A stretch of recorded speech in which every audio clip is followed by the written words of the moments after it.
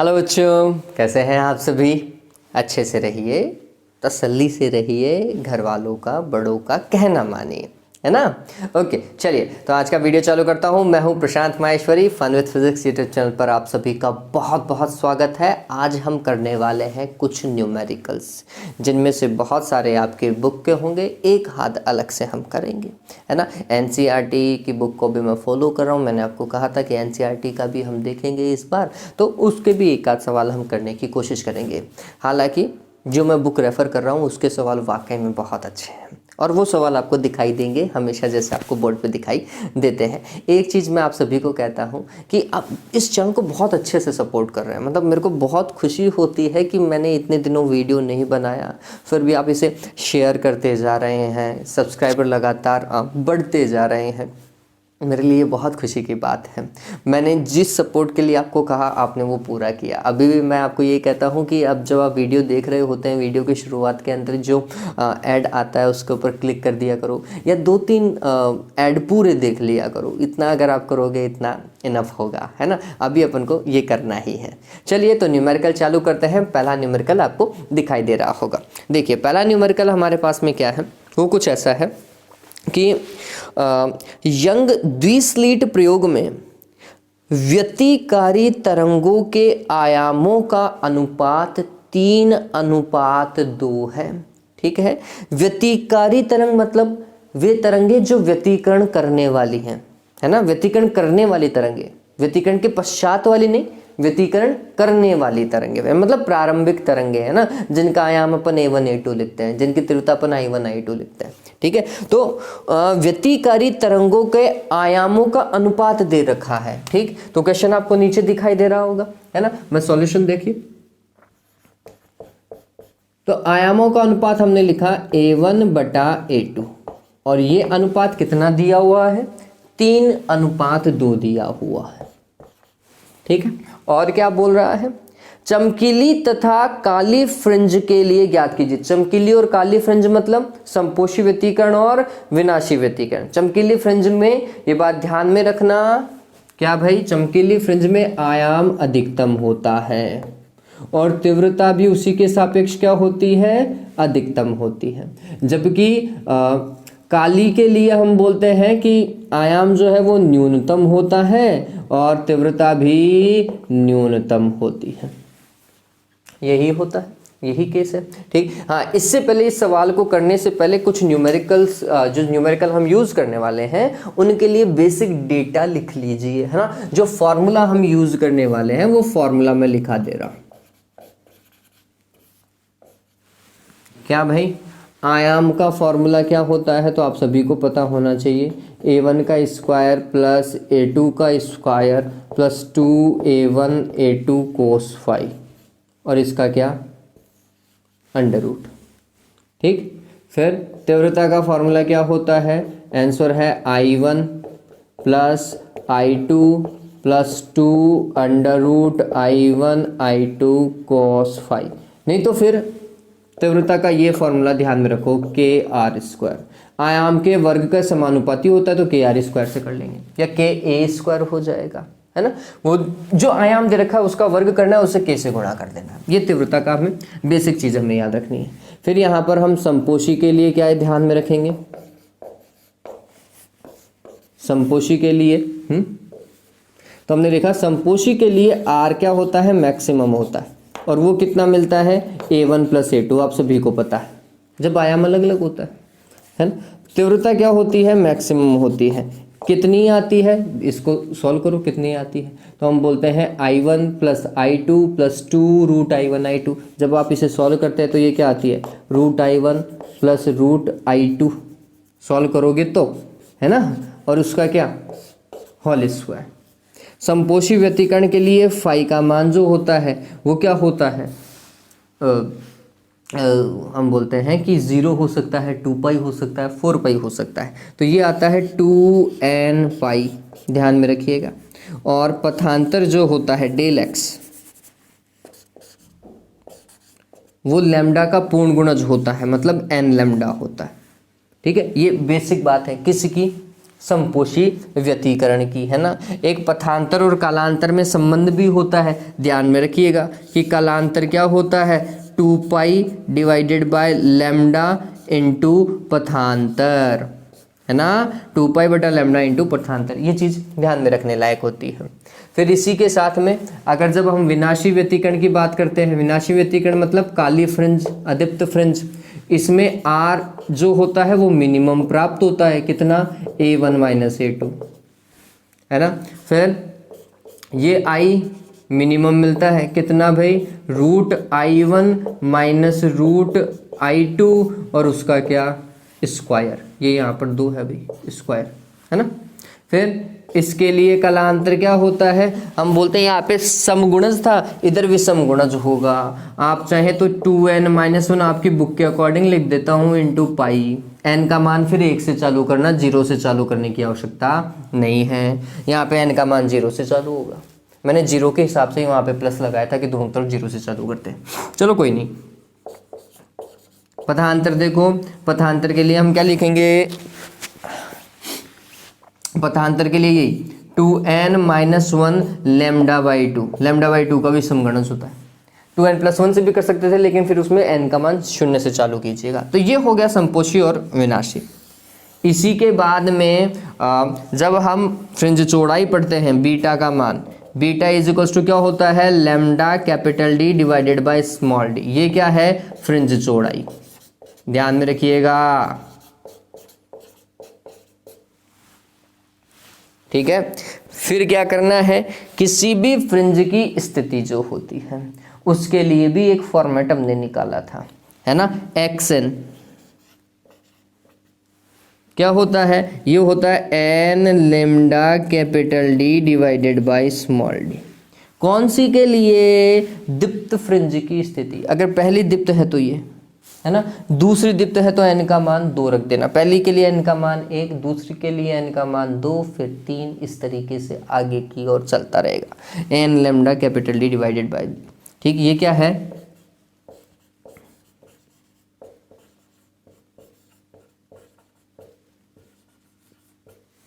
दीप्त फ्रिंज की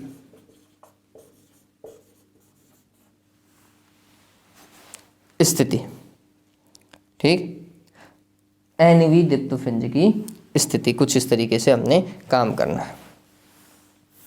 फिर अगर उसकी बात की जाए अदीप्त फ्रिंज की स्थिति, तो क्या लिखोगे, 2n-1 lambda capital D divided by small 2d, याद आ रहा है ना, मैंने 2n+1 से करवा रखा है, उसमें कोई दिक्कत नहीं, ठीक। ये किसकी है, अदीप्त की स्थिति,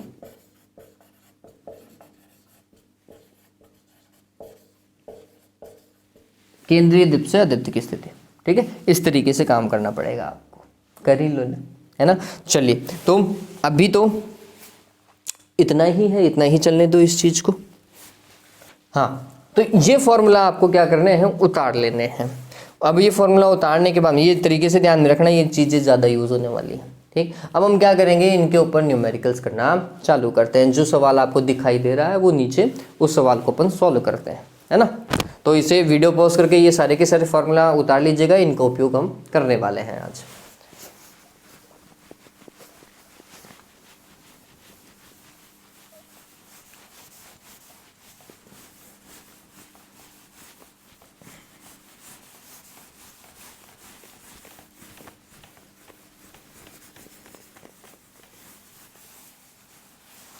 हाँ भाई देखो, तो जो वो पूछ रहा है उसको सॉल्व करते हैं। क्या पूछ रहा है, चमकीली तथा काली फ्रिंज के लिए ज्ञात कीजिए कि आयामों का अनुपात, चमकीली फ्रिंज का आयाम और काली फ्रिंज का आयाम, मतलब चमकीली का आर मैक्सिमम और काली का आर मिनिमम, इनके आयामों का अनुपात तथा इनकी तीव्रताओं का अनुपात, ये आई मैक्सिमम और आई मिनिमम। पहली बात, अगर ये निकल गया तो इसमें कोई दिक्कत है नहीं, क्यों, क्योंकि तीव्रता आयामों के वर्ग के समानुपाती होती है, ठीक है। तो ये बात ध्यान में रखना। मैं इसको क्या लिख सकता हूं, मैं इसको ये लिख सकता हूं कि आर मैक्सिमम का स्क्वायर डिवाइडेड बाय के आर मिनिमम का स्क्वायर, है ना। तो एक बार ये निकाल लो, v तो निकला हुआ ही पड़ा है, हमें इसके ऊपर गौर करना है कि ये कैसे निकलेगा। ठीक, अब देखो काम कैसे करेंगे। a1 बटा a2 हमें पता चल गया, यही तो है। ठीक, तो यहां से हमने इसको सॉल्व करना चालू किया। a1 बटा a2 बराबर 3/2, तो इसका मतलब है a1 बराबर कितना हो गया, 3/2 a2 लिख सकते हैं ना ये। चलिए अब काम करो, देखो हमने लिखा आर मैक्सिमम बटा आर मिनिमम बराबर क्या हो जाएगा, आर मैक्सिमम था a1 प्लस a2 और आर मिनिमम था a1 माइनस a2, यही तो था। ये a2 माइनस a1 भी लिख सकते हैं, जो बड़ा होगा उसी में से छोटे को घटाएंगे, ये बात ध्यान रखना। मान रखो a1 का मान कितना, 3/2 a2। अरे होशियार की पूछ रही हूँ, कई क्या करते हैं a1 की जगह तो 3 लिखते हैं, a2 की जगह क्या लिख देते हैं, 2 लिख देते हैं ना। a1 की जगह 3, a2 की जगह 2। आंसर सही आएगा, नो डाउट आंसर सही आएगा, लेकिन तरीका मैथमेटिकली पूरी तरीके से गलत है, वो शुरुआत में ही काट देगा। आंसर सही आएगा, बच्चे बोलेंगे आंसर तो आ ही रहा है, नहीं बच्चों, मेथड भी सही होना चाहिए। ठीक है, तो a1 का मान आप ये रखोगे और a2 ऐसा का ऐसा डिवाइडेड बाय a1 का मान कितना, 3/2 a2 माइनस a2, है ना। चलिए 3/2 में 1 जोड़ना है, ऐसा ही तो आ रहा है, a2 तो कॉमन आ जाएगा, तो 3/2 में 1 जोड़ोगे तो कितना आएगा, 5/2 मेरे हिसाब से तो, है ना। मैथमेटिक्स और आप कर लीजिएगा। और 3/2 में से 1 घटाना है, कितना, 1.5 में से 1 घटाओगे तो कितना आएगा, आधा ही तो बचेगा, 1/2 और a2 तो आएगा ही आएगा। a2 से a2 क्या कैंसिल, 2 से 2 क्या कैंसिल, कितना आया 5/1, आर मैक्स बटा आर मिनिमम आ गया क्या, 1 तो आंसर। चलिए फिर तीव्रता कैसे निकालेंगे, तो हमने बोला आर मैक्सिमम बटा आर मिनिमम। आर मैक्सिमम की जगह के ए मैक्सिमम, सॉरी के आर मैक्सिमम का स्क्वायर और इसकी जगह के आर मिनिमम का स्क्वायर, के से के कैंसिल, इसको क्या लिख सकते हैं, आर मैक्सिमम बटा आर मिनिमम और उसका क्या होल स्क्वायर लिख सकते हैं ऐसा। चलिए क्या आएगा, देखो सॉल्व करो। अरे ये मान निकालिए ना, 5/1 का वर्ग ही तो करना है, कितना आएगा 25/1। पता चला क्या, बहुत सिंपल था, नहीं था। एक आया, दूसरा तो खुद पीछे पूंछ हिलाता हुआ आ रहा है। चलो आ जाएगा, सिंपल है ये। चलिए तो ये बहुत सिंपल सा सवाल था, इस तरीके के सवाल पूछे भी जाते हैं और करने का तरीका मेरे को सबसे सिंपल यही लगता है, तो इस पैटर्न को आप यूज कर लीजिएगा, है ना। डन हुआ ये। चलिए इस तरीके के और भी सवाल हैं, मैं आपको करवा देता हूँ। इसको उतारो, मैं दूसरा सवाल देख लेता हूँ। इसी पैटर्न के ऊपर और भी सवाल हैं बच्चों।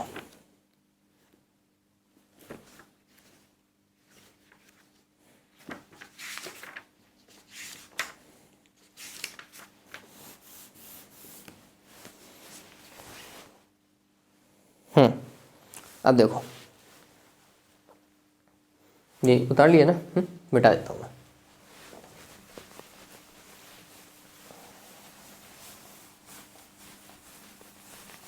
हालांकि ये ऑब्जेक्टिव सवाल है जो मैं अब नेक्स्ट करवा रहा हूँ, और सवाल उतारना ही पड़ेगा क्योंकि आपकी बुक में नहीं है।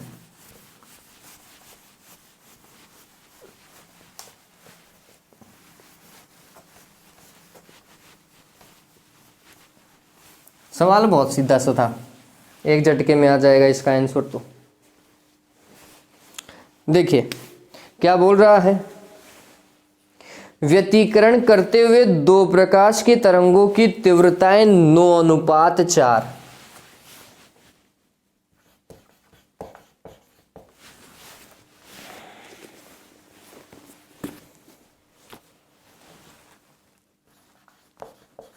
व्यतिकरण करते हुए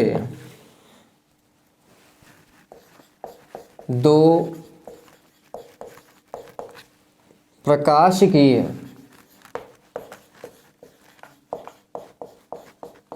तीव्रताएं 9:4 के अनुपात में है। ठीक है, अधिकतम तथा न्यूनतम तीव्रताओं का अनुपात होगा, अधिकतम तथा न्यूनतम तीव्रता का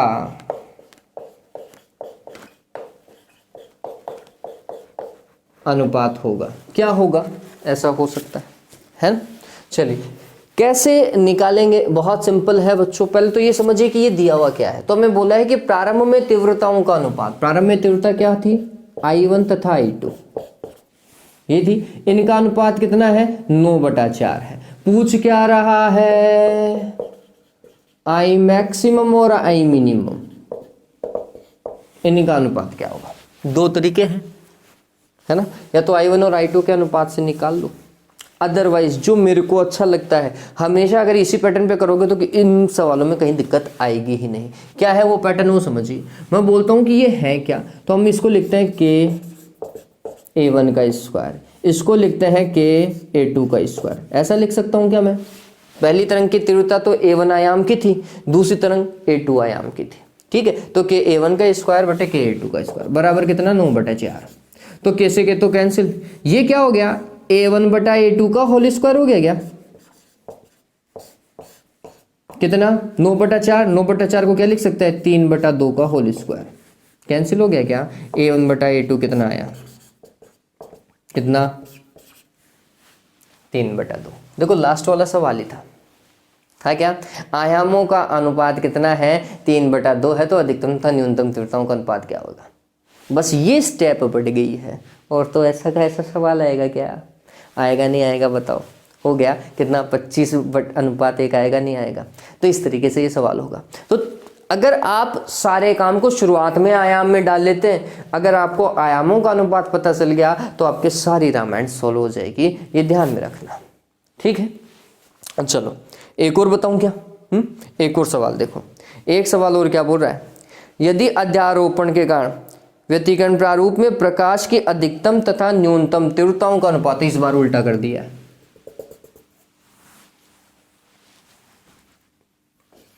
सवाल में मेन पार्ट लिखता हूं, प्रकाश की अधिकतम तथा न्यूनतम तीव्रताओं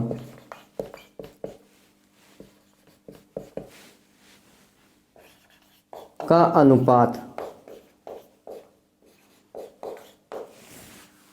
न्यूनतम तीव्रताओं का अनुपात कितना है, 9:1। पूछ क्या रहा है, तो उन तरंगों की तीव्रताओं का अनुपात, जो तरंग अध्यारोपित हो रही थी ना, उन तरंगों की तीव्रताओं का अनुपात, मतलब I1 बटा I2। तो उन तरंगों की तीव्रताओं का अनुपात ज्ञात करो। हाँ भाई, मैं बोल रहा हूँ सारी रामायण को सबसे पहले है ना A1 और A2 में कन्वर्ट करो। A1 और A2 आ गया तो फिर I मैक्सिमम, I मिनिमम, ये I1 I2 ये सारी चीजें ज्ञात हो जाती हैं। चलिए, तो दिया हुआ क्या है, अधिकतम तथा न्यूनतम। देखो आप समझना, I मैक्सिमम बटा I मिनिमम दिया हुआ है, कितना, 9/4। अब ये आप पे डिपेंड करता है फॉर्मूला कौन सा लोगे। ठीक है, मैं चाहूं तो ये वाला भी ले सकते हो, √I1 प्लस √I2 और इसका क्या, होल स्क्वायर बटे √I1 माइनस √I2 और इसका क्या, होल स्क्वायर। इससे भी कर सकते हैं, ठीक है, आयाम से भी कर सकते हैं। चलो इससे करके देखते हैं, इससे कैसे आएगा। तो हमने बोला ये 9/1 है ना, 9/1 को मैं क्या लिख सकता हूँ, 3/1 का होल स्क्वायर लिख सकता हूँ, नहीं लिख सकता हूँ, लिख सकते हैं। चलिए, तो ये 2 से 2 तो कैंसिल हो जाएगा, ये देखो ये पूरा होल स्क्वायर बनेगा, अरे इस पे भी स्क्वायर है, इसके भी स्क्वायर है, तो आप इसको और क्या लिख सकते हो, होल स्क्वायर लिख सकते हो क्या। तो स्क्वायर से स्क्वायर तो हटाओ, तो क्या आ जाएगा, √i1 प्लस √i2। थोड़ा सा तरीके से लिखिएगा, है ना। और √i1 माइनस √i2 बराबर कितना, 3/1। क्रॉस मल्टीप्लाई करो, वज्र गुणा करो, क्या होगा, √i1 ये तो 1 से गुणा हो रहा है ना, प्लस √i2 इनको 3 से गुणा करो, 3 √i1 और माइनस का 3 √i2। ठीक है, माइनस वाले भाग को इधर ले आओ, इस वाले भाग को इधर ले आओ, इसको इधर ले आओ। तो √i2 तो इधर था पहले से ही, और ये और उधर इधर आ गया है, 3 √i2 आया। दूसरी तरफ देखो, 3 √i1 यहाँ पर था और 1 √i1 और इधर आ गया। ठीक है, ये कितना हुआ, 4 √i2 बराबर में कितना, 2 √i1। ऐसे हुआ क्या, 2 से इसको काट दिया, 2 आया, तो ये आया 2 √i2 बराबर √i1 हो गया, है ना। अब देखो इसको कैसे सॉल्व करेंगे, तो ये 2 तो इधर ही रहने दो, इसका भाग लगाओ, तो ये क्या हुआ, √i1 बटा √i2 हुआ। दोनों तरफ वर्ग करने पर, वर्ग करोगे तो क्या आएगा, इधर तो वर्ग करोगे तो ये अंडर रूट हट जाएगा, i1 बटा i2, और इधर वर्ग करोगे तो क्या आएगा, 4/1 आया। इस तरीके से ये सॉल्व हो जाएगा। देख लेते हैं आंसर आ रहा नहीं आ रहा, बिल्कुल आ रहा है। तो एक तरीका तो ये, क्योंकि हमें डायरेक्ट फॉर्मूला पता था, हमने अप्लाई किया, मैथमेटिक्स में तसल्ली खाई, आएगा ही आएगा। ठीक, दूसरा तरीका क्या, ये कोई एक ही तरीका थोड़ी, ये 2 तरीके हो सकते हैं। डन हुआ ये तो। चलिए देखो,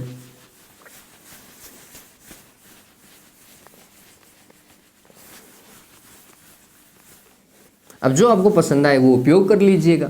वैसे तो मोस्टली यही करने वाले हैं, सीधा दिखा ना इसलिए। चलिए, लेकिन मैं आयाम वाले से ही करना प्रारंभ करता हूँ। देखिए, इसको मैं क्या लिख सकता हूँ कि आर मैक्सिमम का स्क्वायर, आर मैक्सिमम क्या होता है, a1 प्लस a2, है ना। Are maximum a1 plus a2, और उसका क्या करना था, स्क्वायर बटे, इसके लिए क्या लिखूंगा कि a1 माइनस a2 का स्क्वायर बराबर कितना, 9/1। कैसे के तो कैंसिल, ये क्या हुआ, a1 प्लस a2, ये क्या हुआ, a1 माइनस a2, और ये क्या, स्क्वायर बराबर कितना, इसको 3/1 का होल स्क्वायर लिख सकते हैं क्या, वैसा का वैसे ही दिखाई देगा, स्क्वायर से स्क्वायर हटाओ, a1 plus a2, a1 minus a2। इसमें रूट वाला लफड़ा जो है वो कम हो जाता है ना, कैलकुलेशन आप आसानी से कर पाओगे, और कुछ नहीं। वज्र गुणा कर दो, क्या हो जाएगा, वापस वही आएगा, a1 प्लस a2, इधर 3a1 माइनस 3a2, ऐसा ही होगा ना, इनसे मल्टीप्लाई करोगे, ये a1 इधर जाएगा, ये a2 इधर आएगा, तो 3a2 है ना, ये इधर आया, और a2 एक इधर पहले से था, बराबर इसको इस तरफ ले आओ, 3a1 माइनस a1 कितना, 4a2, इधर कितना, 2a1, काटोगे तो यहाँ पे क्या आएगा, 2a2 बराबर क्या, a1, क्या मिला, 2 बराबर a1 बटा a2 आ गया। अब निकालना क्या था, अरे इससे तो ये आएगा ना, निकालना क्या था, i1 बटा i2, तो हमने बोला i1 बटा i2 बराबर क्या होगा, के a1 का स्क्वायर बटा के a2 का स्क्वायर, ये तो होगा, के से के काटो, a1 बटा a2 का होल स्क्वायर होना चाहिए। a1 बटा a2 कितना, 2/1 या 2, तो ये 2/1 का क्या, होल स्क्वायर, 4/1। ये डिपेंड करता है ना, ये डिपेंड करता है कि आप कौन से तरीके से करना चाहते हैं, लेकिन आएगा जरूर। मैं ये तरीका उपयोग में लेता हूँ क्योंकि इससे फिर आयाम का अनुपात भी अगर पूछ रहा होता तो आयाम का अनुपात भी निकल जाता, तीव्रताओं का अनुपात तो उसने पूछा ही था, तो वो तो निकालना था ही, ठीक है। लेकिन सवाल में ऐसा पूछ लेता आयामों का अनुपात क्या होगा, तो फिर यहाँ से आ गया, बहुत ईजी पड़ा, ठीक है। और ये सबसे सही तरीका लगेगा, इससे आपको सारे क्वेश्चन आसानी से होते हुए दिखाई देंगे, ठीक है। चलिए, तो ये तो हो गए वो सवाल जो कि I1 I2 इनके ऊपर सामान्यतः पूछे जाते थे। अब अपन आगे वाले पार्ट के ऊपर चलते हैं। चलिए, तो ये तो कर लिया होगा, है ना।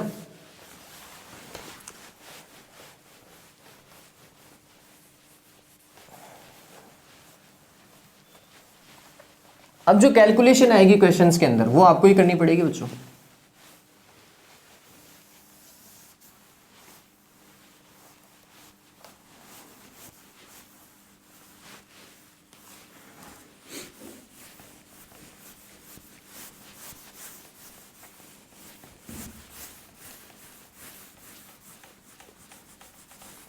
हाँ, मैं वीडियो पूरा डालने की कोशिश करूँगा, लगातार पूरी कोशिश करूँगा। अब तो खैर तबीयत में थोड़ा बहुत सुधार हुआ भी है। Okay, marker.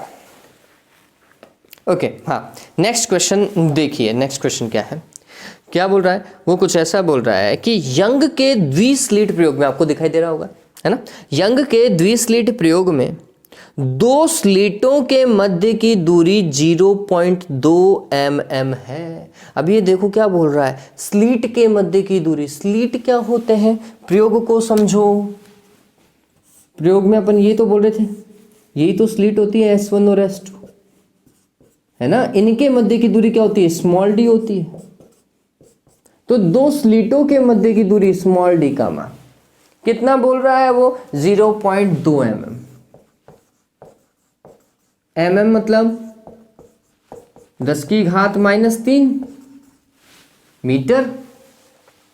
और क्या बोल रहा है, स्लिटों पर 8000 एंगस्ट्रॉम का प्रकाश आपतित हो रहा है। आपतित प्रकाश की तरंग दैर्घ्य 8000 एंगस्ट्रॉम। एंगस्ट्रॉम मतलब 10 की घात -10 मीटर। ये चीजें ध्यान में रखो, है ना। इतना प्रकाश आपतित हो रहा है। तो स्लिटों से 1 मीटर की दूरी पर स्थित पर्दे की दूरी स्लिट से कैपिटल डी कितनी, 1 मीटर, बढ़िया दूरी है। पर्दे पर प्राप्त फ्रिंजों की चौड़ाई, फ्रिंजों की चौड़ाई क्या, बीटा। बीटा बराबर क्या, lambda capital D divided by small D. यही तो है। इसकी तो कैलकुलेशन मैं कर देता हूँ, इजी पड़ेगा, है ना। आगे वाले की आप कर लेना भाई। 8000 गुणा 10 की घात -10, कैपिटल डी का मान 1 और स्मॉल डी का मान 0.2 गुणा 10 की घात -3। ऐसा ही हुआ। या फिर मैं इसे क्या लिख सकता हूँ, 2 गुणा 10 की घात -4 लिख सकता हूँ। 2 से इसको काटा, कितना आया, 4000। इसको देखोगे तो 10 की घात -6, तो ये हो जाएगा 4000 गुणा 10 की घात -6 मीटर, या फिर 4 गुणा 10 की घात -3 मीटर, या फिर 4 mm। ठीक है, पता चला। ये डिपेंड करता है, 10 की घात -3 को मैंने mm में डाल दिया। आप इतना कर लो, कोई दिक्कत नहीं है। ठीक है, आप जैसा भी छोड़ के आए वैसा, ठीक है, लेकिन बस घातें सही होनी चाहिए। ठीक है, चलिए, तो ये सवाल हुआ, इजी था, 4 mm यार। डन हुआ। आगे आने वाले सवाल में दिमाग लगने वाला है। ओके, तो ये तो डन था। अब देखो, ये तो सिंपल फॉर्मूला में वैल्यू पुट करनी थी और खत्म हो गया सवाल, इतना ही था ये, है ना। ओके, अब आगे वाला सवाल देखिए। ये थोड़ा सा अच्छा सवाल है, थोड़ा सा क्या, बहुत अच्छा सवाल है। देखो, बोल रहा है कि व्यतिकरण प्रतिरूप में तरंगदैर्घ्य λ1 बराबर 6000 एंगस्ट्रॉम। λ1 दे रहा है, इसका मतलब λ2 भी आएगा। प्रारूप में तरंगदैर्घ्य λ1 बराबर 6000 एंगस्ट्रॉम के प्रकाश के लिए किसी बिंदु पर 12वीं क्रम की प्रदीप्त फ्रिंज बनती है। प्रदीप्त मतलब दीप्त फ्रिंज बनती है। ठीक है, इस स्थिति में किस क्रम की प्रदीप्त फ्रिंज बनेगी, यदि इसी स्थिति पे, मतलब जहां पर 12वीं क्रम की प्रदीप्त बन रही थी 6000 के कारण, यदि स्रोत को प्रकाश तरंगदैर्घ्य λ2 बराबर 4800 से प्रतिस्थापित कर दिया जाए। तो वो बोल रहा है 2 केस है ना। 2 केस में क्या बोल रहा है, पहले केस के अंदर तो वो बोल रहा है कि आपने 6000 एंगस्ट्रॉम की तरंगदैर्घ्य यूज करनी है और 12वीं क्रम की प्रदीप्त फ्रिंज बनानी है। और उसी स्थिति पर फिर वो क्या बोल रहा है, कौन से क्रम की प्रदीप्त बनेगी, यदि तरंगदैर्घ्य कितना ले लिया जाए, कितना, 4800 एंगस्ट्रॉम ले लिया जाए। अब ये तो निश्चित है कि 4800 से भी प्रदीप्त ही बन रही है, क्योंकि सवाल में बोल रहा है, ज़्यादा दिमाग लगाना ही नहीं पड़ा। ठीक है, तो दोनों की स्थिति समान है ना। तो हमने बोला, समझना अब इस चीज को थोड़ा सा समझिए बच्चों, कौन से क्रम की बनेगी ये वही तो पूछ रहे कौन से क्रम की बनेगी। तो यहां पर समझिए, ये निश्चित है कि λ1, देखो क्वेश्चन को अगर आप समझोगे तो वो ये बोल रहा है कि λ1 तरंग धैर्य जो कि 6000 एंगस्ट्रॉम है ना, λ1 तरंग धैर्य के कारण 12वीं फ्रिंज की स्थिति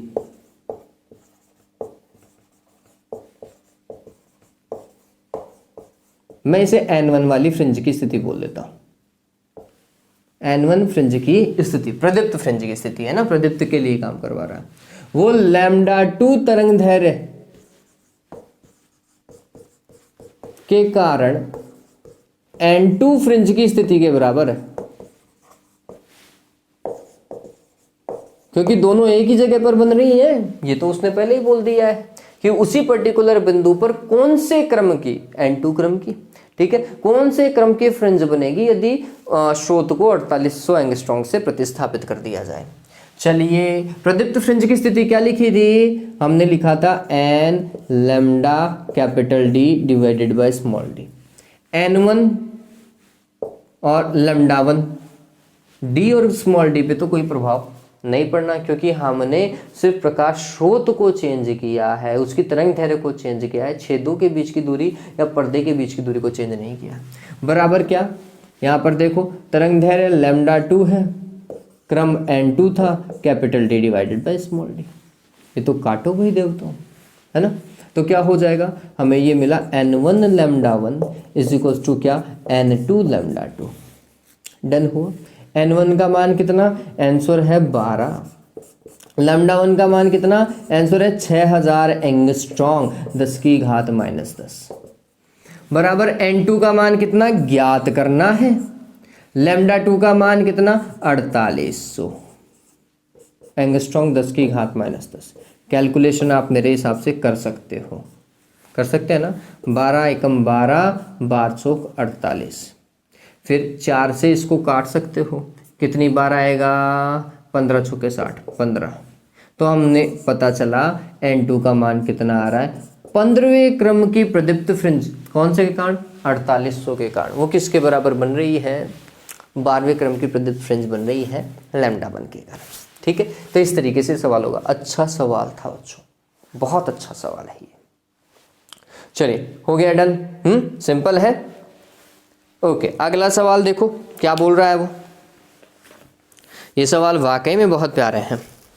ये बोल रहा है कि यंग के द्विस्लिट प्रयोग में, अगला सवाल समझिए, यंग के द्विस्लिट प्रयोग में तरंगदैर्घ्य 6600 एंगस्ट्रॉम का प्रकाश प्रयुक्त करने पर दृष्टि क्षेत्र में 60 फ्रिंजें बनती हैं। ठीक है, अगर हम समझना क्या बोल रहा है, इस चीज को समझो। मैं यहाँ पे डायग्राम बनाता हूँ, सॉल्यूशन वहीं करूँगा। कि आपने तरंगदैर्घ्य कितनी ली, तरंगदैर्घ्य ली 6600, और उसके कारण ये जो पर्दा है, इस पर्दे पर यहाँ से लेकर यहाँ तक दूरी पर कितनी फ्रिंजें बनी, 66 फ्रिंज बनी। 66 ही बोल रहा है, कुछ और बोल रहा है, सॉरी 60 बोल रहा है, सॉरी 60 फ्रिंजें बन रही हैं। इसमें चमकीली और काली फ्रिंज सम्मिलित है, मतलब प्रदीप्त और दीप्त दोनों, अदीप्त और दीप्त दोनों फ्रिंजें मिलाकर के कितनी है, 60 फ्रिंजें बन रही है। सभी की चौड़ाई समान है। ठीक है, एक फ्रिंज की चौड़ाई कितनी माने, बीटा माने। ठीक, तो ये यहाँ से लेकर यहाँ तक का ये जो दृष्टि क्षेत्र हो गया, इसकी चौड़ाई कितनी हो गई, तुमने बोला एक फ्रिंज की चौड़ाई बीटा, तो 60 फ्रिंजों की चौड़ाई कितनी हो जाएगी, 60 बीटा हो जाएगी क्या। तो दृष्टि क्षेत्र कितना हो गया, 60 बीटा का हो गया है। चलिए, अब क्या बोल रहा है, वो बोल रहा है तरंगदैर्घ्य 4400 एंगस्ट्रॉम का प्रकाश प्रयुक्त करने पर कितनी फ्रिंजें बनेंगी। तो ये दूरी तो इतनी रही, लेकिन तरंगदैर्घ्य अब कितनी ले ली आपने, हाँ, आपने λ1 बराबर जो 6600 था शायद है ना। ठीक, इसकी जगह आपने तरंगदैर्घ्य ली कितनी, 4400 या जो भी दे रखा है ना, वो वॉट एवर इट इज। तो अब कितनी फ्रिंजें मिलेंगी इसी दृष्टि क्षेत्र में, तो ये दूरी तो उतनी है। ठीक है। लेकिन अब 60 की जगह शायद कोई नई फ्रिंज बनेंगी, लेट सपोज करो 20, 30, 40, 50, 60 जितनी भी बनेंगी 60 से अलग ही बनेंगी, ठीक है। तो हमने बोला कि दूरी उतनी दूरी पे लेट सपोज कीजिए एक्स फ्रिंजें बन रही हैं, तो एक फ्रिंज की चौड़ाई कितनी, हमने बोला β1। कितनी फ्रिंजें बन रही हैं, एक्स फ्रिंजें बन रही हैं, तो इस बार दृष्टि क्षेत्र कितना होगा, x इंटू β1। वो किसके बराबर होगा, 60 बीटा के बराबर होगा। ये तो क्लियर है क्योंकि दृष्टि क्षेत्र तो फिक्स था, ठीक है। एक के कारण बीटा फ्रिंज की चौड़ाई है, 60 फ्रिंजें बन रही है। एक के कारण β1 फ्रिंज की चौड़ाई है और x फ्रिंजें बन रही है, ठीक है। ये कॉन्सेप्ट काम करेगा क्योंकि दृष्टि क्षेत्र तो क्या था, सीमित था, उतना ही था, ठीक है ना। इतनी ही तो चौड़ा, इतना ही तो पर्दा था जिस पे आपको फ्रिंज प्राप्त करनी है, आपने पर्दा तो चेंज किया ही नहीं, ठीक। तो दृष्टि क्षेत्र चेंज नहीं हुआ, इस कारण ये कॉन्सेप्ट ध्यान में रखिएगा। क्या भाई, क्या कॉन्सेप्ट है, एक तरंग धैर्य के कारण, समझना, एक तरंग धैर्य के कारण फ्रिंजों की संख्या n1 और उस तरंग धैर्य से संबंधित क्या चौड़ाई बराबर होगा उसी दृष्टि क्षेत्र हेतु अन्य तरंग धैर्य के लिए तरंग फ्रिंजों की संख्या और फ्रिंज चौड़ाई, ठीक है। ये कॉन्सेप्ट ध्यान में रखना। अब इससे क्या फायदा होगा, इसे आगे हमने सॉल्व किया, n1 β1 का मान कितना, λ1 capital D divided by small d, यही है। n2 β2 का मान कितना, आंसर है λ2 capital D divided by small d। इन पे तो कोई प्रभाव पड़ना ही नहीं था, ये तो कैंसिल हो गए। वापस से देखो वही आ रहा है, n1 λ1 is equals to n2 λ2। तो दृष्टि क्षेत्र समान रहने पर भी ये कॉन्सेप्ट है और इससे पहले वाले सवाल में भी यही कॉन्सेप्ट है, ठीक है। ये कॉन्सेप्ट हमेशा हमारे काम आएगा, एक अच्छा कॉन्सेप्ट है ये। चलिए, तो दृष्टि क्षेत्र चेंज नहीं हुआ, इसलिए ये कॉन्सेप्ट अभी भी लगेगा, इस सवाल में भी लगेगा, ठीक है। काम करें।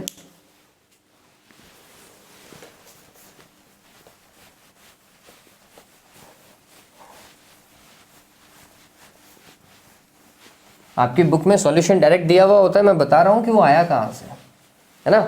चलिए, तो अब सवाल को करते हैं, सवाल जो बोल रहा है उसके अकॉर्डिंग हम काम करना चालू करते हैं। तो बोल रहा है कि 6600 एंगस्ट्रॉम के कारण दृष्टि क्षेत्र में 60 फ्रिंजें बन रही हैं और 4400 एंगस्ट्रॉम के कारण कितनी फ्रिंजें बनेंगी।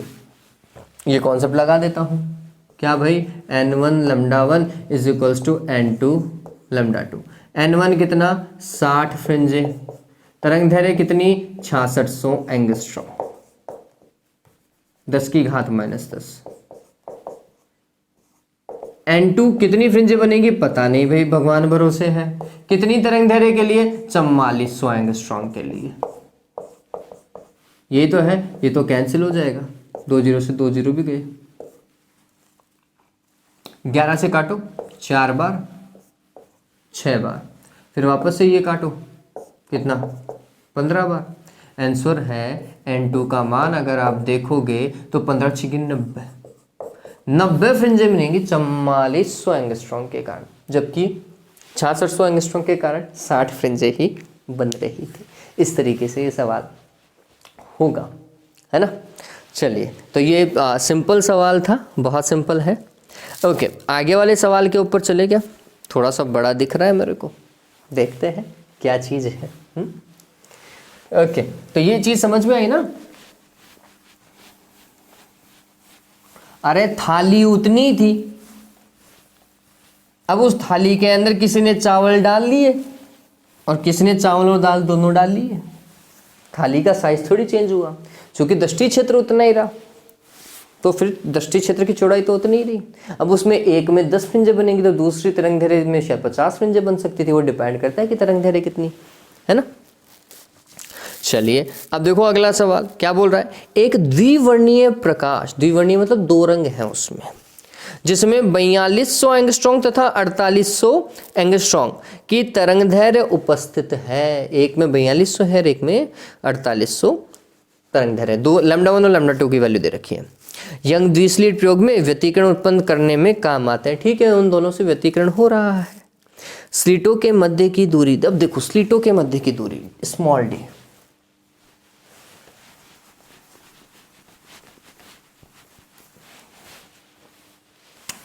देखिए स्लीटों के मध्य की दूरी स्मॉल डी कितना है 0.2 mm, नहीं 2.0, तो 2 mm हो गया। 2 mm मतलब 10⁻³ मीटर। डन। और क्या बोल रहा है, पर्दे की दूरी होती है कैपिटल डी, 1 मीटर दे रखी है ना। केंद्रीय उच्च से वह न्यूनतम दूरी क्या होगी जहां दोनों तरंग दैर्ध्यों के कारण बनने वाली चमकीली फ्रिंजें संपाती होंगी। ऑलराइट, अब ये सवाल देखिए, λ1 की वैल्यू कितनी है 4200 एंगस्ट्रॉम और λ2 की 4800 एंगस्ट्रॉम। ये सवाल बहुत अच्छा है। इस तरीके का सवाल जो है वो एनसीईआरटी की बुक में भी है।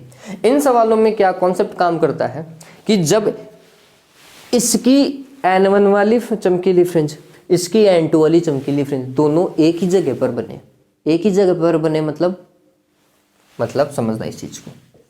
ये पर्दा, ये केंद्रीय फ्रिंज से ये वाला वो बिंदु था जिस पर इसकी तो N1 वाली फ्रिंज और इसकी N2 वाली चमकीली फ्रिंज दोनों ही एक ही जगह पर बनी। तो आप गौर करोगे दोनों तरंग दैर्ध्य के लिए ये जो x या इसको जो y हम मानते थे, x या y जो भी मैंने लिखा है ना, वो दूरी केंद्र से तो दोनों के लिए समान है। ठीक, तो मैंने बोला पहली तरंग दैर्ध्य के लिए y1 और दूसरी तरंग दैर्ध्य के लिए y2, ये दूरियां तो समान है चमकीली के लिए। ठीक, अगर ऐसा है तो क्या हुआ, न्यूनतम दूरी पूछ रहा है, ये बात और ध्यान में रखना। चलो y1 का मान कितना, चमकीली फ्रिंज के लिए चमकीली फ्रिंज की केंद्र से स्थिति क्या होती है, तो हमने बोला ये देखो मैंने लिखा रखा था क्या, n λD divided by small d।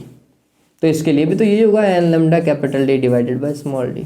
ये n1 λ1, ये n2 λ2, ये तो कैंसिल हो जाएंगे। वापस से वही कॉन्सेप्ट काम करेगा, n1 λ1 is equals to n2 λ2, ये काम करेगा ही करेगा। ठीक, लेकिन जब आप देखेंगे कि दोनों की चमकीली फ्रिंज एक ही जगह पर बने और आपको न्यूनतम दूरी देखनी हो, तो आप देखेंगे कि अगर एक के कारण दूसरी फ्रिंज बन रही है तो दूसरी तरंग दैर्ध्य के कारण जस्ट आगे वाली फ्रिंज बनेगी, जस्ट आगे वाले, है ना। जैसे एक के कारण 20वीं बन रही है तो दूसरे के कारण 21वीं फ्रिंज संपाती होगी। एक का ही गैप होता है, इससे ज्यादा का गैप नहीं होता। ठीक है, इस चीज को ध्यान में रखो। देखो अभी पता चल जाएगा आपको इस सवाल के अंदर कि एक का n जो आएगा उसका दूसरे का n दोनों का आगे पीछे ही आएगा। चलिए, तो ये कॉन्सेप्ट पता चल गया।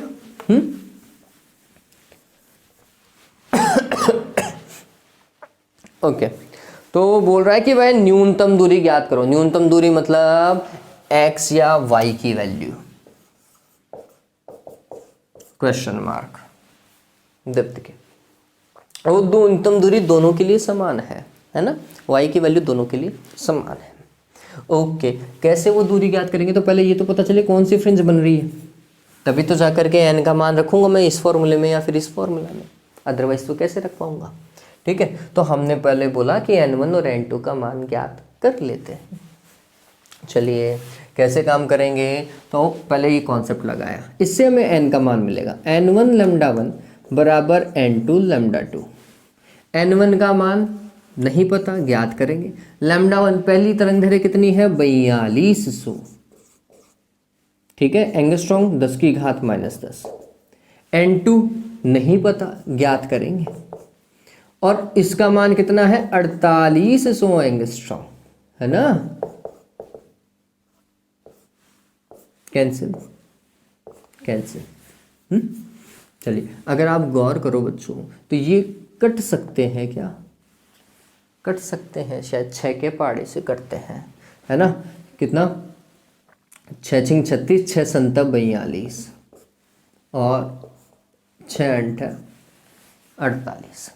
तो आपको पता होगा कि 7n1 इज इक्वल्स टू क्या आ रहा है 8n2, n1 बटा n2, इसका भाग लगाया तो कितना आया 8/7। 7 किसके लिए, n1 के लिए, 8 किसके लिए, n2 के लिए। अरे n2 के साथ में 8 आ रहा है ना, तो n2 वाली कौन सी 8वीं, और N1 वाले के लिए 7 आ रहा है, ऐसा ही है। अब इनका अनुपात क्या बताता है, ये बताता है, समझना अब इस चीज को। N1 बराबर क्या, 8/7 N2, है ना। चलिए अगर N2 का मान 7 हो तो N1 का मान कितना हो जाएगा, 8 हो जाएगा क्या, ऐसे ही ना। N2 का मान 7 रखो तो N1 का मान 8, N2 का मान 14 रखो तो इसका मान 16 हो जाएगा, ठीक। लेकिन न्यूनतम के लिए अगर आप देखोगे तो हमने पहली वैल्यू क्या रखी, 7 रखी। N2 का मान कितना, 7 रखा। N2 का मान 7 रखते ही हमारे पास में पता चला कि N1 का मान 8 आ रहा है, ठीक। ये ध्यान में रखना। चलिए तो अभी तो हम सिर्फ और सिर्फ इतना समझ रहे हैं कि अगर एक फ्रिंज जो है, अगर सही तो कर रहा हूं मैं, 8/7, ठीक है। तो हाँ, इससे हमें क्या पता चल रहा है, इससे हमें ये पता चल रहा है कि दोनों फ्रिंजों के जो आगे पीछे बननी चाहिए, एक के लिए पहली तो दूसरे के लिए दूसरी, एक के लिए 7वीं तो दूसरे के लिए 8वीं, ऐसा, ठीक है। तो इससे ये हमें लिखना है, क्या लिखना है, ये तरंग दैर्घ्य का अनुपात आप लिख सकते हैं उल्टा कर करके, है ना। इसे λ2 इसे λ1 लिख दीजिएगा, ठीक। अतः स्पष्ट है, समझिए, अतः स्पष्ट है कि λ1 तरंग दैर्घ्य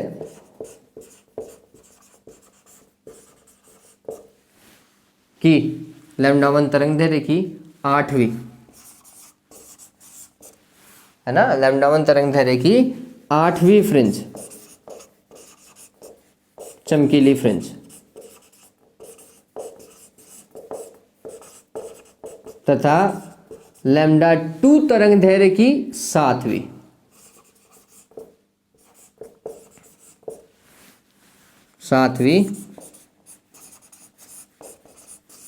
चमकीली फ्रिंज एक ही जगह बनेंगे, ठीक है। आगे पीछे तो आई ना 7वीं और 8वीं। और ये और ध्यान में रखो, तरंग दैर्घ्य कम है तो उसके लिए n का मान क्या होगा, ज्यादा होगा। तरंग दैर्घ्य ज्यादा है तो n का मान कम होगा। तो फिर 7वीं तो किसके लिए होनी चाहिए, 4800 वाले के लिए, और 8वीं किसके लिए होनी चाहिए, 4200 वाले के लिए। देखो आप ऐसे ही देखोगे, 8वीं किसके लिए है, λ1 4200 वाले के लिए, जबकि 7वीं किसके लिए है, 4800 वाले के लिए, है ना। तरंग दैर्घ्य ज्यादा है तो n का मान कम याद रखना है हमें। डन हुआ, क्लियर। चलिए काम कर लेते हैं, कोई भी एक तरंग दैर्घ्य उठा लो, मैं λ1 वाली से काम कर लेता हूं। अतः केंद्रीय दीप्त से दूरी तो ज्ञात करनी है, yn बराबर क्या, n λD divided by small d, यही फॉर्मूला था। चलिए कौन सी के लिए, 8वीं के लिए, n का मान कितना, 8, तरंग दैर्घ्य λ1 कौन सा, 4200, कैपिटल D का मान कितना, 1, एंगस्ट्रॉम तो मैं लगाना भूल ही गया, है ना, इसका एंगस्ट्रॉम रह गया था। स्मॉल d का मान कितना, 2 × 10⁻³ ये तो कट जाएगा, 4 आएगा, गुणा कर लीजिएगा, जो कट जाए फट जाए वो आ जाएगा। आंसर किस में लिख दीजिएगा, मीटर में लिख दीजिएगा। आप ये इससे भी कर सकते थे, λ2 और 7वीं से, यहाँ पे n का मान 7 लिखते तो λ2 का मान लिखते आप, λ2 मतलब 4800 लिखते 4200 की जगह, फिर वही ये रामायण तो ऐसे की ऐसी, दोनों वैल्यू आपकी क्या आती, सेम ही आती, किसी से ही निकाल लो, ठीक है। तो इसमें हमें क्या इंपॉर्टेंट है, इंपॉर्टेंट ये है कि फ्रिंज कौन सी बनेगी, n1 और n2 का मान वो पता होना चाहिए। वो पता होते ही ये तो निकाल लेंगे भाई, केंद्रीय दीप्त से दूरी तो ज्ञात कर लेंगे, ये सिंपल सा फॉर्मूला था, है ना। तो इस चीज को ध्यान में रखोगे आप। ओके चलो, अब इसके ऊपर अगर आप देखोगे तो एक सवाल है, क्या भाई, ये यहाँ पर तो इसको मैं कंप्लीट करता हूँ, और एक सवाल यहाँ पर NCERT बुक में भी है। क्या सवाल है वो और बताता हूँ। तो देखो n1 λ1 = n2 λ2, इस तरीके के हर एक सवाल में आ रहा है, जिनमें दृष्टि क्षेत्र समान था, है ना, ऐसे सवालों के अंदर आ ही रहा है। चलिए देखिए सवाल क्या था वो,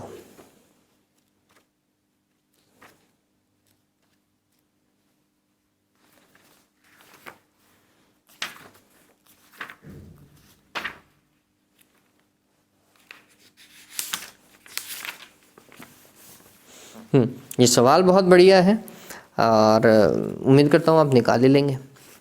क्या बोल रहा है वो देखिए, उस तरफ वाला मैंने मिटा दिया। यंग के द्विझिरी प्रयोग में झिरियों के बीच की दूरी, झिरी का मतलब क्या होता है, स्लीट होता है, ये ध्यान में रखिए। तो झिरियों के बीच की दूरी 2 mm। सवाल ऐसा कैसे ही दिखाई दे रहा है मेरे को।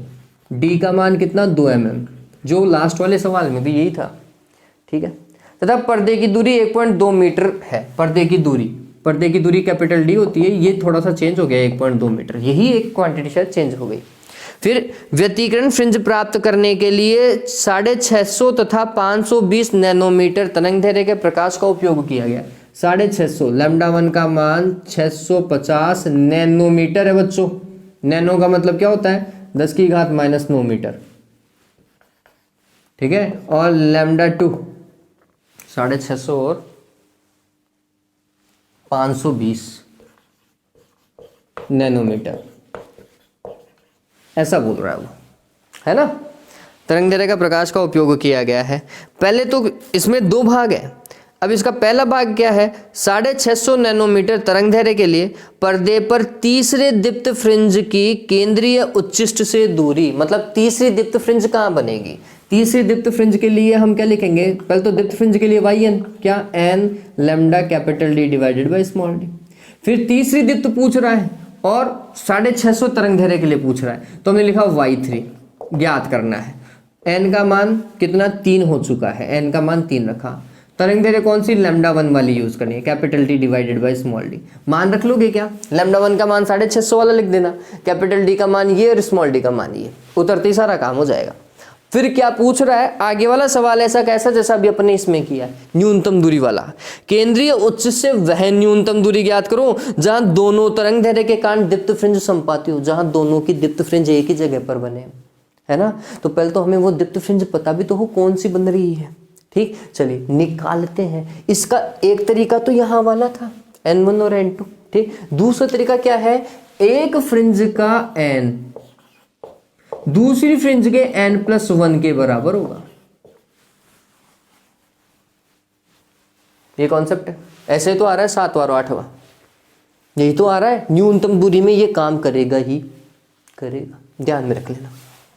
चलिए कैसे निकालेंगे, तो देखो बहुत सिंपल सा हो गया ये वाला तो है। ये काम करता हूँ, λ1 का n और ये कितना 650 गुणा 10 की घात -9 बराबर n+1 और 520 और यहाँ पर ये कितना 10 की घात -9। ये तो घात तो कैंसिल, 0 से 0 भी कैंसिल। देखो 13 का पहाड़ा आ रहा है, 13 चौक 52, 13 पंजे 65, है ना। 13 चौक 52, 13 पंजे 65। तो हमने बोला 5n is equals to 4n+1, ठीक है। इसको सॉल्व करो, 5n is equals to 4n+4 लेकर आओ। 5n - 4n कितना हो गया, n इज इक्वल्स टू क्या 4, ठीक है। एक का 4 और एक का n+1 कितनी 5। अब कौन से के लिए कौन सा, ये 4 और 5 किसके लिए यूज करेंगे, तो अब ये थोड़ा समझने वाली बात है। n का मान कम है तो तरंगदैर्घ्य ज्यादा होगी, तो हम बोलेंगे चौथी किसकी, λ1 की, पांचवी किसकी, λ2 की। समझ रहे हो मेरी बात को, n+1 किसके, λ2 के साथ में आ रहा है ना, ठीक। तो n+1 मतलब पांचवी λ2 की इसकी, या फिर चौथी किसकी, इसकी λ1 वाले की। ये दोनों समपाती हैं, तो एक तरीके से इससे भी निकल सकता है, ये वाला तरीका यूज करोगे तो भी यही निकलेगा बच्चों, कहीं कोई दिक्कत नहीं है, ठीक। डन हुआ। चलिए तो एक तरीका ये और बता दिया मैंने आपको, इससे भी आप कर सकते हो, ये भी परफेक्ट है जब न्यूनतम दूरी का केस हो तब, ठीक। चलिए तो n आ गया, तो हमने बोला λ1 तरंगदैर्घ्य की कौन सी, 4वीं फ्रिंज,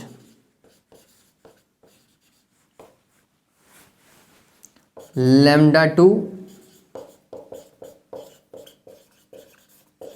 तरंगदैर्घ्य की 5वीं चमकीली,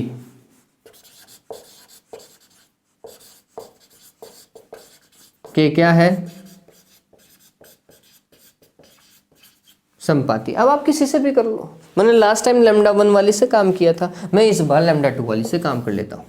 वाई एन बराबर क्या, N lambda capital D divided by small D. N का मान कितना, इस वाली के लिए लैम्डा 2 वाली के लिए काम कर रहे हैं, कितना 5 यूज करूंगा, मैंने बोला 5। लैम्डा 2 का मान कितना 520, कैपिटल डी का मान कितना 1.2, स्मॉल डी का मान कितना 2, mm है 10 की घात -3, ये नैनो में था 10 की घात -9 है ना, ये 520 नैनो में था। सॉल्व करो निकालो, ठीक है। हाँ मात्रक लगा दीजिएगा मीटर, वो आएगा। तो तरीके दोनों बता चुका हूं, दोनों से एक ही तरीके का आंसर देखने को मिलेगा, ये बात ध्यान में रख लेना, ठीक है। चलिए एक क्वेश्चन और है और ये आज का अंतिम सवाल होगा। ये सवाल कर लिए, इसके बाद में आपके लिए व्यतिकरण पूरा कंप्लीट हो गया बच्चों। इसके अलावा और फिर कोई सवाल नहीं आएगा। एक वो मैंने जल वाले में कॉन्सेप्ट बता दिया है, हवा में आपको दे रखा हो तो पानी में कितना होगा, भागे लगाना होता है ना। उस तरीके का सवाल अपन सबसे एंड में करेंगे, ठीक। चलो आज के लिए लेकिन एक सवाल और है और उसके बाद में खत्म। हाँ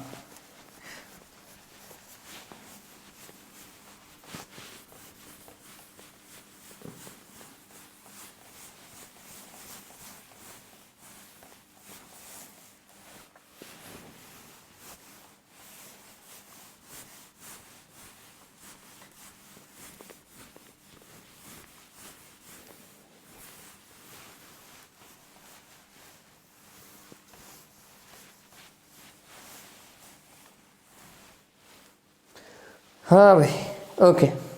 तो सवाल देखिए, सवाल क्या है, बोल रहा है, ये सवाल अच्छा है बच्चों, पूछा गया हुआ है। बोल रहा है कि यंग के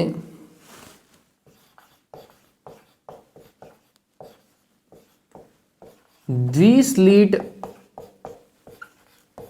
प्रयोग में लैम्डा तरंगदैर्घ्य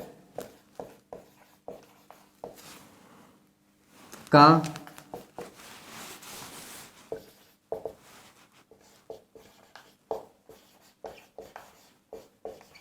एकवर्णीय प्रकाश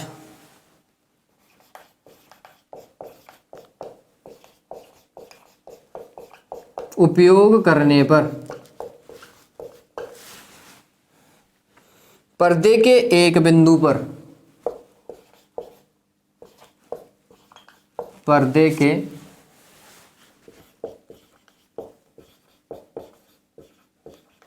एक बिंदु पर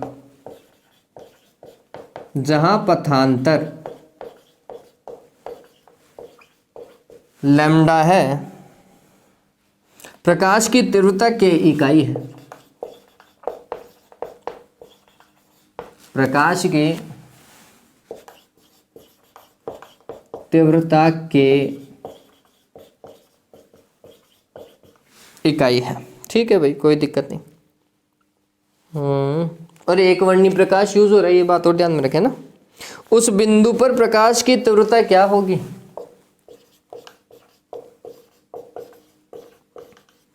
उस बिंदु पर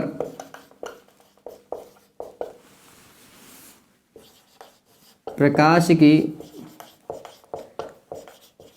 तीव्रता क्या होगी जहां पथांतर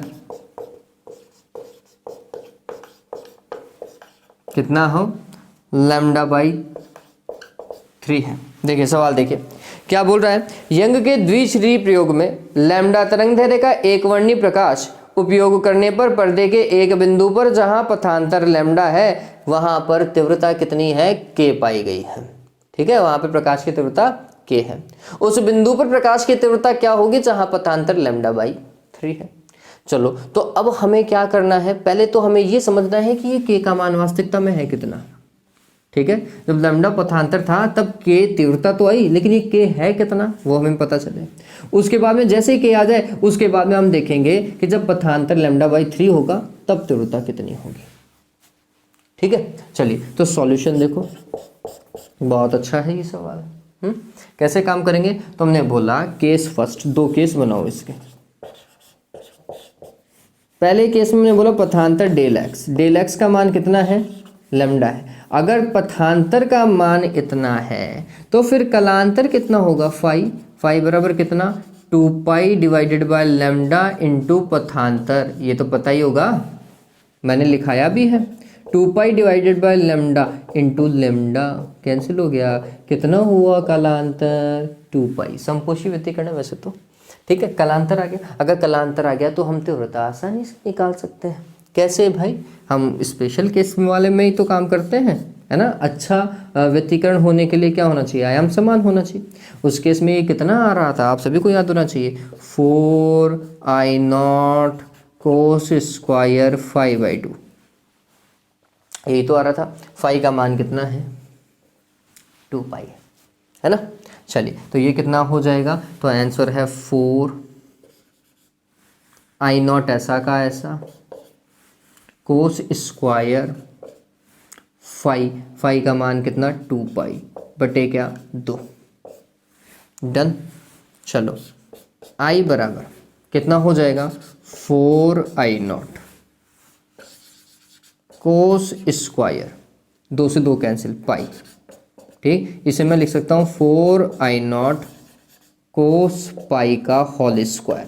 कोस पाई मतलब -1 होता है बच्चों, और -1 का होल स्क्वायर होता है 1, तो ये 4I0 ही आएगा। ये तो बिल्कुल सही बात है। आई बराबर कितना, 4I0, और ये है कितना, तो जो पथांतर लैम्डा था तो तीव्रता का मान कितना है, के है, देखो दे रखा है ना। तो ये आई वास्तविकता में किसके बराबर है, के बराबर। तो के बराबर वास्तविकता में हमारे लिए कितना आया, 4I0 आ गया। तो के का मान पता चल गया किसके बराबर है, 4I0 के बराबर है। अब देखो केस सेकंड, क्या भाई, पथांतर का मान कितना है इस बार, λ/3 है। तो कलांतर कितना होगा, आंसर है 2 pi divided by lambda into पथांतर, 2 pi divided by lambda into λ/3, lambda से lambda cancel, phi is equals to 2 पाई/3। डन हुआ, कलांतर आ गया। कलांतर आ गया तो हम तीव्रता निकाल सकते हैं इस केस में। तीव्रता बराबर आई, न्यू केस लिख देता हूँ, आई फाइनल, ठीक। तो इस केस में कितना होगा, वही 4I0 कोस स्क्वायर 5/2, तो ये होगा 4I0 कोस स्क्वायर, फाई का मान कितना, 2 pi divide by 3 into, okay fine, divide by 2 आएगा, इंटू नहीं आएगा, नीचे 2 से और मल्टीप्लाई, कैंसिल हो गया क्या, पाई/3 रह गया क्या। तो ये हुआ 4I0 कोस स्क्वायर पाई/3। पाई/3 मतलब पाई की वैल्यू तो 180 होती है, 180 में 3 का भाग लगाओ, 60 आएगा। तो कोस 60 का वर्ग करना है आपको। ये कितना हुआ, 4I0, और यहाँ पर हमने लिखा कोस पाई/3, और इसका क्या है, ये वर्ग है। इधर लग रहा है ना वर्ग, तो फिर इधर भी लगा सकते हैं, कोई दिक्कत नहीं, ठीक है। हाँ, एंगल के ऊपर नहीं लगा हुआ था, ये कोस के ऊपर लगा हुआ था वर्ग। तो कोस पाई/3 मतलब कोस 60, कोस 60 का मान कितना होता है, कितना, 1/2 होता है बच्चों। तो यहाँ पे 1/2 का वर्ग आएगा, तो ये आएगा 4I0 इंटू 1/2, और उसका क्या, वर्ग, 1/4 हो जाएगा क्या, कैंसिल हो गया। तो इस बार कितना आया, I0, पता चला गया आई फाइनल की वैल्यू किसके बराबर है, I0 की। अब I0 कितना है, के की टर्म्स में चाहिए, तो हमने बोला 4I0 बराबर के है, तो I0 बराबर कितना है, k/4 है, और ये वैल्यू यहाँ पर रख दो, k/4। पता चला, प्रारंभ की तीव्रता की 1/4 है, ठीक है। इस तरीके से काम करेंगे, है ना। तो पहले तो हमने k का मान निकाला I0 के टर्म्स में, और फिर फाइनली हमने I0 का मान रख दिया k के टर्म्स में, क्योंकि आंसर हमें k के टर्म्स में ही चाहिए था, ठीक है। इस तरीके से सवाल होगा, ध्यान में रखिएगा। इसे आप और कैसे कर सकते थे, वो √I1 + √I2, sorry I1 + I2 + 2√I1 I2 cos phi से भी कर सकते थे, लेकिन आता तो फिर फाइनली इतना ही, I1 और I2 का मान तो समान रखते ना, ठीक। तो आता फाइनली इतना ही, इसलिए फिर डायरेक्ट कर लो ना। चलिए, तो आज के लिए बच्चों इतना ही। उम्मीद करता हूँ ये सवाल आपको अच्छे लगे होंगे, सिंपल थे, स्वीट थे, तो हो ही जाने चाहिए, है ना। अब इसके अंदर सिर्फ 2 तरीके के सवाल रहे हैं जो हम करेंगे, जो हमारी बुक में आएंगे अभी, तो वो लास्ट में हो जाएंगे, इसलिए वो मैंने नहीं करवाया। कौन कौन से? एक तो वो माध्यम वाला था कि फ्रिंज चौड़ाई पे क्या प्रभाव पड़ेगा, कम हो जाती है, म्यू का भाग लग जाता है वो। और एक कोणीय चौड़ाई वाला, है ना, कोणीय फ्रिंज चौड़ाई, कोणीय फ्रिंज चौड़ाई निकालते ना, lambda divided by small D वाला, वो वाला भी हमारे पास में न्यूमेरिकल है, वो भी हम कर लेंगे। ठीक है, तो आज के लिए इतना ही। Have a good day, take care.